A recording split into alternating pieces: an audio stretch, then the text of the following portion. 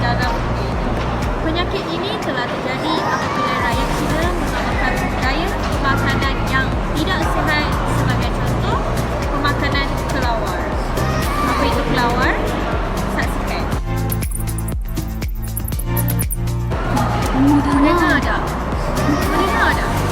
Itulah spesies yang menyebabkan penyakit COVID-19 atau dikenali sebagai coronavirus yang telah berleluasa di seluruh negara. Kes yang tertinggi yang pernah dicatat di Malaysia adalah sebanyak 8,336. Jadi Cik Rana, apakah kesan-kesan yang didapati semasa berlakunya krisis COVID-19 di Malaysia? Jadi, kesan-kesan yang ketara dan diketahui oleh masyarakat adalah perubahan harga minyak mentah dunia, kejatuhan ekonomi dalam bidang bisnes, mengalami krisis kewangan sistematik antarabangsa yang besar dan buruk. Marilah kita dengar rakaman pendapat orang luar tentang kesan-kesan yang mereka lalui pada musim Perintah Kawalan Pergerakan ataupun dipanggili sebagai PKP. Saksikan. Sekian berita Cik Mat dari TV 143. Boleh Puan perkenalkan diri Puan? Okay, yang pertama sekali, Waalaikumsalam. Saya Nurulawati binti Jaafar, bertugas di Hospital Angkatan Tentera Tumisan. Baiklah, apa yang Puan faham tentang COVID-19?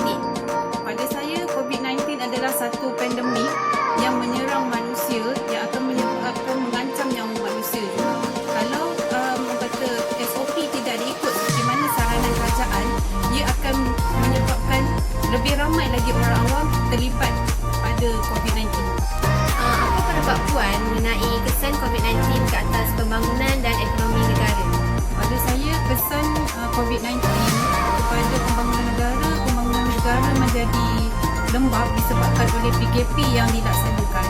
Daripada segi ekonomi pula,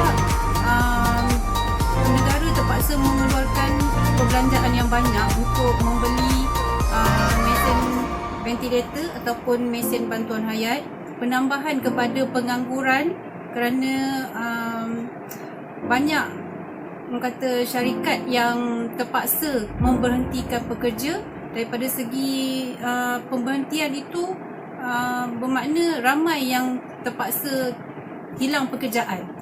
Siapakah yang lagi terkesan akibat COVID-19 ni? Adakah pemilik ataupun pekerja syarikat? Pada saya, dua-dua terkesan. Daripada segi pemilik, pelanggan agak terhad disebabkan oleh SOP yang kerajaan keluarkan. Ini akan menyebabkan kekurangan kos modal dan juga menggaji pekerja. Pada segi pekerja pula, pekerja hilang punca pendapatan untuk sara keluarga masing-masing. Baiklah, soalan terakhir. Apakah pendapat Puan mengenai masyarakat yang gagal untuk mematuhi SOP yang telah dilaksanakan oleh kerajaan ni? Pada saya, masyarakat yang gagal mematuhi SOP ni akan menyebabkan pandemik COVID-19 ni tidak akan berakhir dan akan menyebabkan mengancam lebih banyak nyawa, akan menyebabkan juga ekonomi negara semakin menurun dan bertambah juga pengangguran dalam.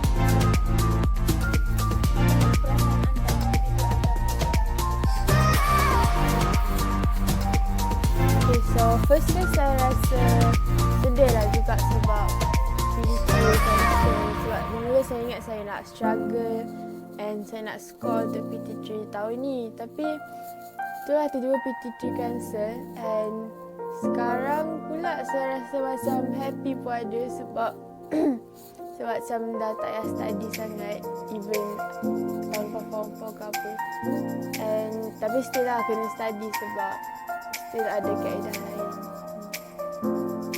Apakah impak yang anda alami sejak PKP berlangsung? Saya rasa saya jadi kurang bersosial. Bila orang chat pun saya jadi malas nak chat balik sebab tu saya dah rasa berjauhan dengan orang lain. And tu macam keburukan lah kan. Yang baiknya saya dah pandai masak sikit-sikit. Saya dah pandai tolong mama masak. Boleh tolong hidupkan lain.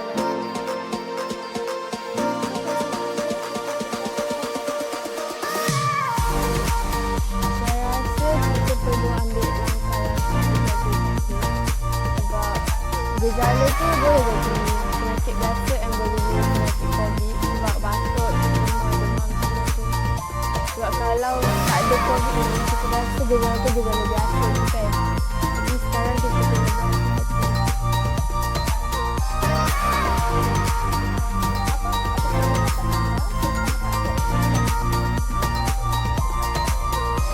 Saya rasa rakyat yang tak ikut peraturan tu kena dikenakan denda atau tindakan sebab benda ni untuk kebaikan semua orang juga and diorang patut ikut peraturan sebab kalau tak ikut risk untuk berjangkit tu tinggi.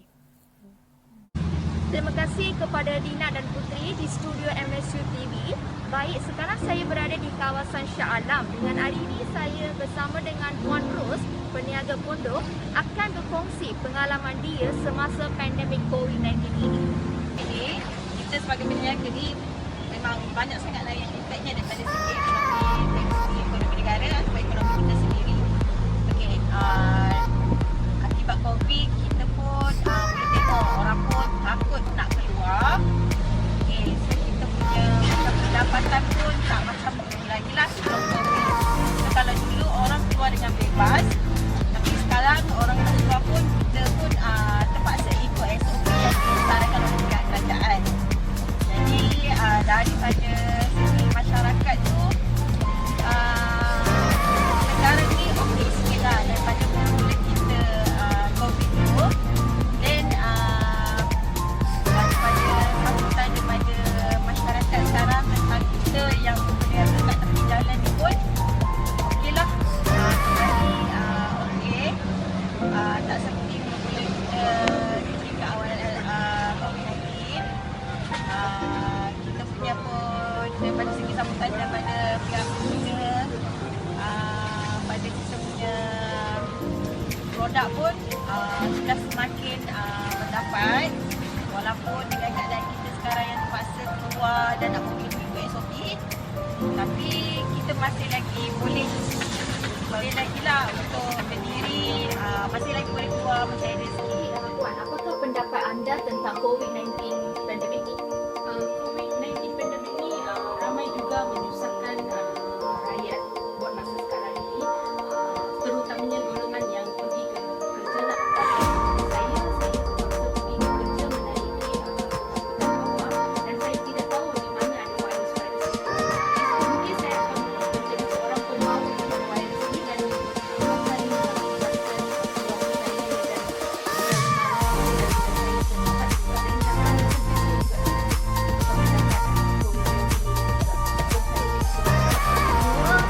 saya jangan jadi panik, semua pakai betul-betul dan follow SOP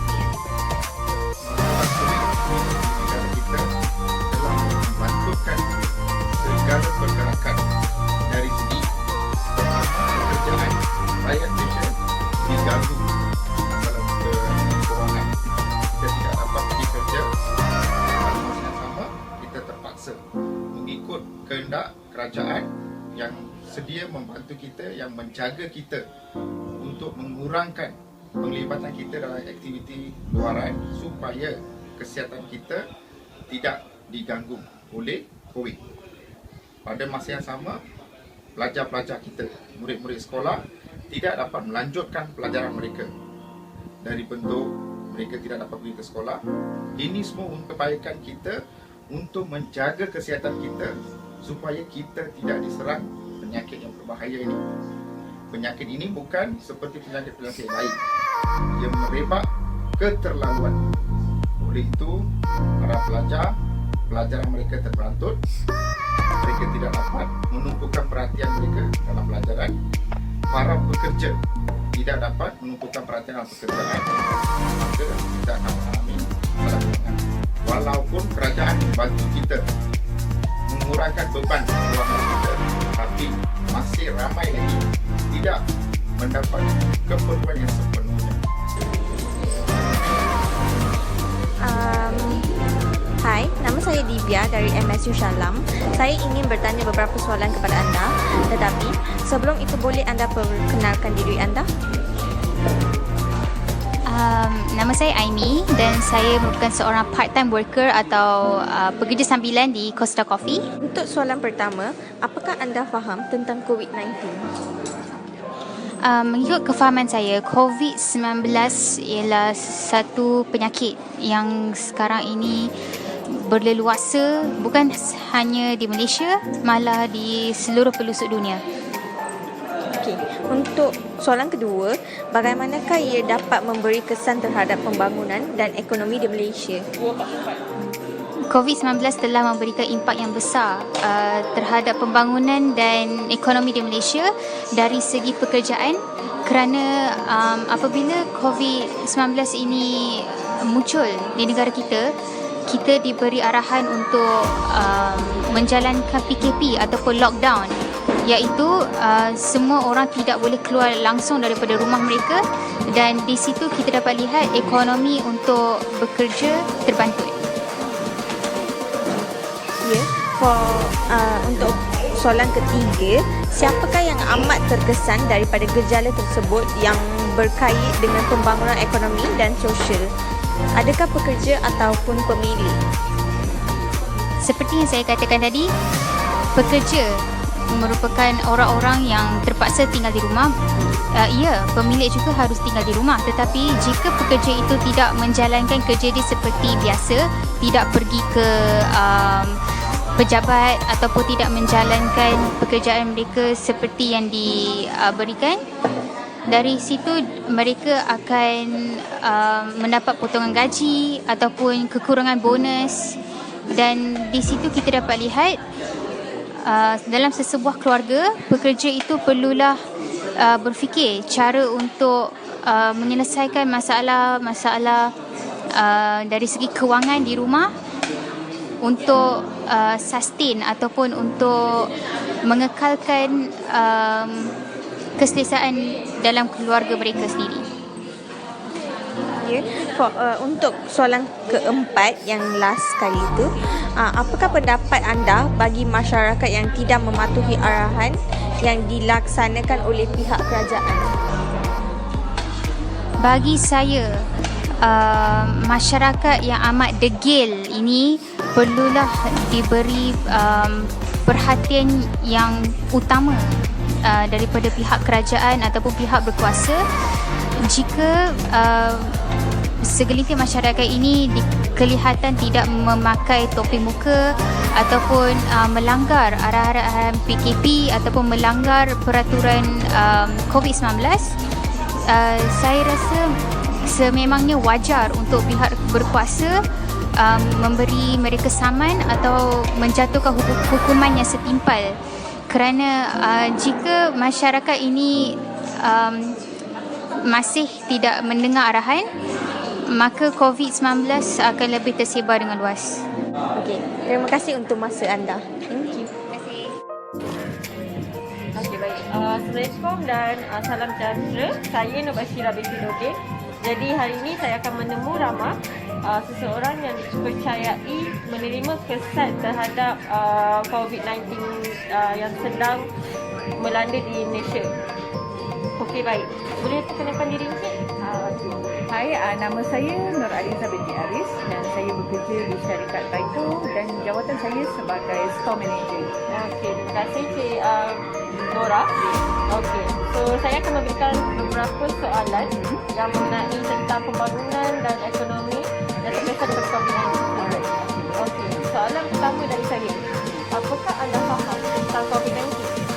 So, apa yang saya faham dari COVID-19 adalah ia sejenis wabak yang boleh berjangkit melalui sentuhan oleh individu yang bergejala ataupun individu yang mempunyai simptom seperti batuk atau bersin, dan juga bila seseorang menyentuh permukaan yang tercemar dengan virus. Okey, baik. Jadi soalan kedua dari saya, bagaimanakah ia dapat memberi kesan terhadap pembangunan dan ekonomi di Malaysia? Okey, ia akan terjejas di mana PKP dilaksanakan dan banyak program-program yang terpaksa dibentuk, dan ia memberi kesan kepada semua syarikat, terutamanya syarikat swasta. Okey, dan kerajaan terpaksa mengeluarkan perbelanjaan kepada individu yang terjejas. Okey, betul. Okey, baik. Soalan seterusnya. Okey, siapakah yang anda rasa yang terkesan daripada gejala tersebut yang menerima impak yang terbesar, adakah pekerja ataupun pemilih? Okey, bagi saya dua-dua menerima kesan impak daripada wabak ini. Okey, di mana bila pekerja kehilangan pekerjaan dan setengah individu gaji mereka terpaksa dipotong. Alright, dan juga bagi pemilik syarikat, mereka kekurangan source income. Betul? Okey, baik. Soalan keempat dari saya kan. Okey, apakah pendapat Puan bagi masyarakat yang tidak mematuhi SOP ataupun tidak mematuhi arahan yang dilaksanakan oleh pihak kerajaan? Okey, pendapat saya bagi mereka yang ingkar dengan arahan daripada pihak kerajaan adalah sangat mementingkan diri sendiri. Jadi kita hendaklah bekerjasama dengan membantu sarana untuk mencegah wabak ini daripada semula di dalam negara kita. Baik. So itu saja dari Puan? Okey, baik. Itu saja dari kami. Seperti yang dikatakan oleh Puan Nora, marilah kita bersama-sama menjaga kesihatan kita, sentiasa memakai mask ketika keluar dari rumah dan menjaga jarak antara satu sama lain. Kalau bukan kita yang mengubahnya, siapa lagi ingin mengubahnya? Jadi bersama-samalah kita fight for this pandemic COVID-19. Salam sejahtera, bersama saya Trisha dalam segmen ulasan dalam rancangan MSU TV. Daripada dua video pertama yang telah ditayangkan sebentar tadi, kita dapat ulaskan daripada temu ramah yang pertama, iaitu seorang nurse, bahawa ia telah mengatakan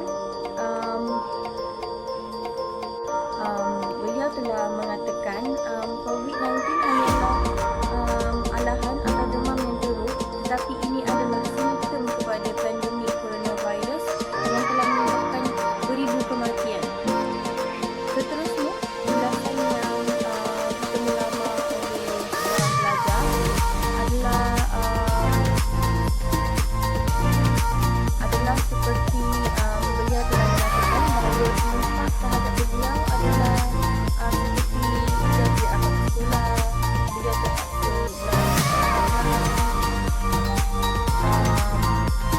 beliau merasakan jarakan sosial beliau dengan rakan sekolahnya sangat jauh.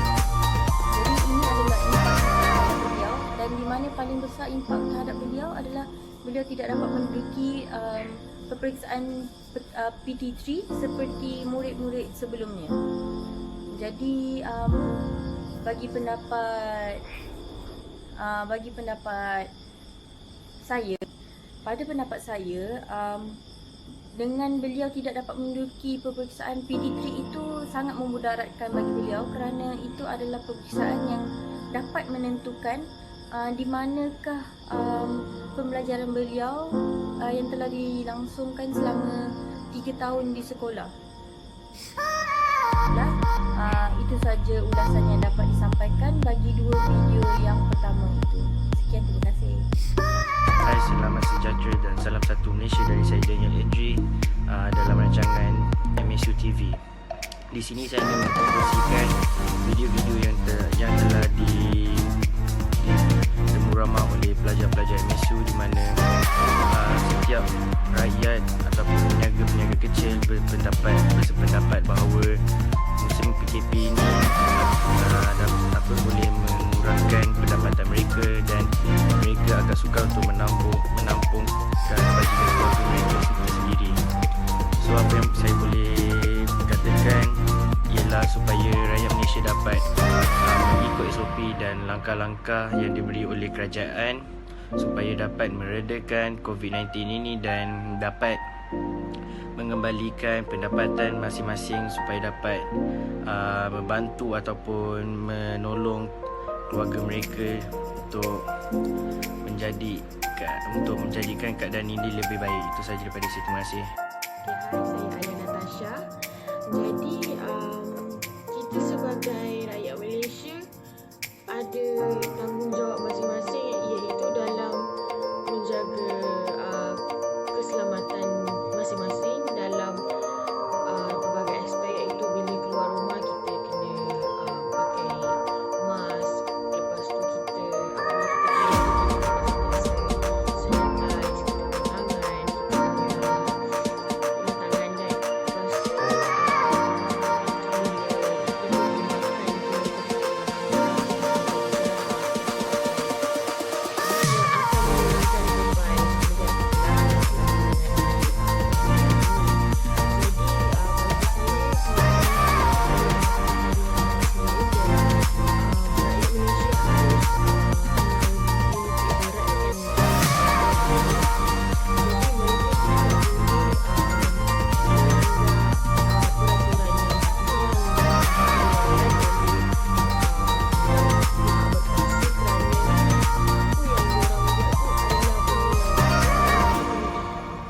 kita kena ikut sebab itu adalah untuk keselamatan rakyat Malaysia juga.